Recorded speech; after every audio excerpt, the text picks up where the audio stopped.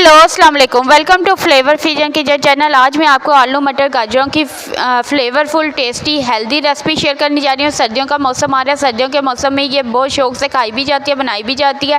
मैंने घी को गर्म किया, 2 चम्मच घी डाला एक पैन में। आलू मटर गाजरों को स्लाइसिस में काट कर मैं धोकर इसमें शामिल कर दूँगी और इसे 5 मिनट तक तेज़ आँच पर फ्राई कर लूँगी। जैसे इसमें शाइन आना शुरू हो जाएगा, ये अच्छे से फ्राई हो जाएगी, तब हम इनको साइड पे रख देंगे। अगर आप मेरे चैनल पे न्यू आपने मेरे चैनल को सब्सक्राइब नहीं किया, लाइक कीजिए, फैमिली फ्रेंड्स में शेयर कीजिए, कमेंट कीजिए, सब्सक्राइब कीजिए फ्लेवर फ्यूजन किचन।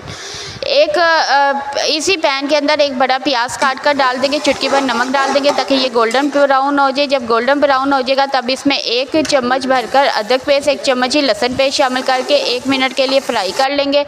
फिर इसमें 3 बड़े टमाटर जिनके छिलके उतार कर को स्लाइसिस में डालकर इससे अच्छी तरह भून लेंगे। फिर इसमें चुटकी भर हल्दी डालेंगे, 1 चम्मच कुटी हुई लाल मिर्च, 1 चम्मच ही सुरख मिर्च पीसी हुई, 1 चम्मच धनिया पाउडर, 1 चम्मच ही गरम मसाला शामिल करके इसे अच्छी तरह मसाले को भून लेंगे। फिर इसमें दही डाल देंगे, दही डालकर 2 मिनट के लिए अच्छी तरह भून लेंगे। जैसे ये ऑयल छोड़ेगा अब हम इसमें अपनी वेजिटेबल्स डाल देंगे जो हमने हाफ़ फ्राई करके रखी हुई हैं।